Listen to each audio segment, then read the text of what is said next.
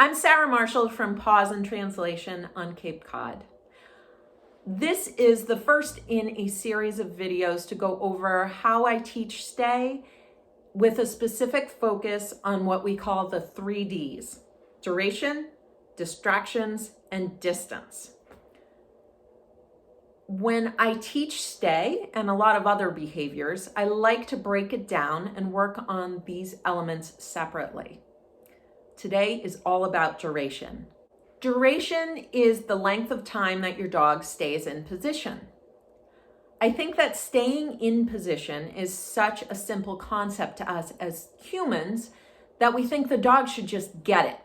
But in reality, I've seen a lot of owners get very frustrated and a lot of dogs get very confused when little to no time is put into teaching the dog what stay really means. If we set them up to make mistakes and then have to correct them, sure, they'll eventually get the concept.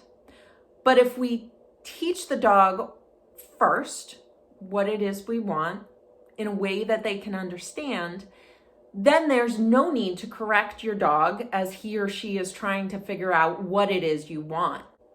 By breaking stay down, you set up your dog for success, you make quicker progress overall, and you avoid a lot of unnecessary frustration and confusion. Okay, I have Spencer and Oreo here. Oreo doesn't have a stay. He's going to be learning to stay, and we're going to start at step 1 for him. Spencer has an advanced stay, so he's just going to be demonstrating in the background, but it's important to keep in mind that this is how he started as well. Spence, over there, down, stay.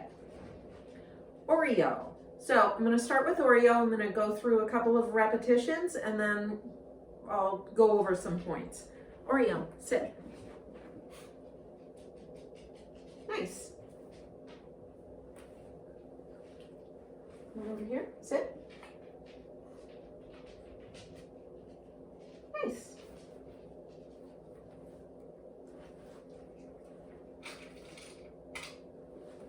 Sit. Nice.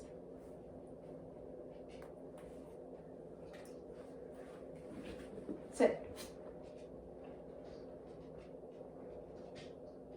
Nice. Good job. All done. Give Spencer a treat for staying. Good job. All done. So I didn't say stay right away. I don't want to say stay or give any other sort of cue for stay until the dog is staying reliably. That way I'm not going to build confusion into the cue. I was counting off seconds in my head and rewarding for a certain number of seconds. That's the way I'm going to build duration.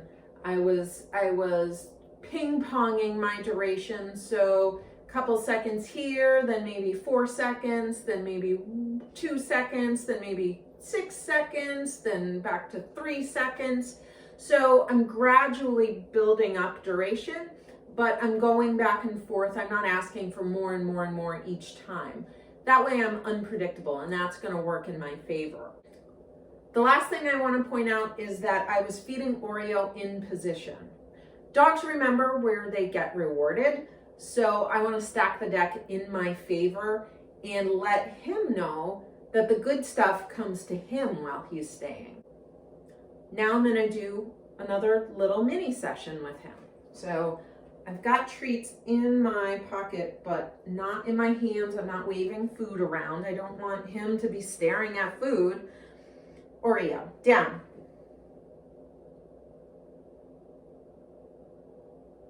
Nice. So in position, sit. Nice.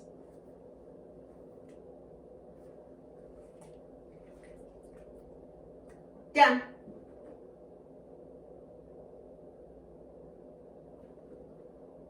So he broke position there. I'm not going to try to correct him. He doesn't know what I want yet. I'm just going to reposition him down. Nice. I'm going to ask ask for something he can succeed with, and I'm going to reinforce that. Ori, sit. Nice. By building up duration in this manner, your dog will learn quickly that all you want him or her to do is stay in place. You've communicated that in very simple terms, and you should make progress quickly. I'm keeping my training session short, just a couple of minutes. So I'm going to end it way before my dog has a chance to get bored, and then he can't wait to play this easy game again. So it may take several sessions for you to build up to a good, reliable 10 seconds of duration, but it really isn't that much training time. Just do sessions throughout the day, a couple minutes here and there. Dogs respond really well to this approach, and it builds motivation and makes them want to work with you. When I've got a good 10 seconds of duration, I'll add my cue, be it the word, a hand signal, or both. I'm going to keep building duration like this for at least 30 seconds, up to 5 minutes, depending on what I'm training for. To close this video out, we're going to add a cue. Ori, sit, stay. Nice. I've chosen to just use a verbal word. You can use a hand signal as well, or you can use both. Sit. Stay.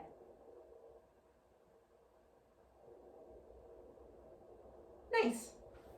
So even though I'm getting 10 seconds of a stay from him, I'm not asking for that every time. I want him to understand that just because I've added a new word doesn't mean anything has changed. We're still ping-ponging that duration and building a really nice, solid foundation behavior.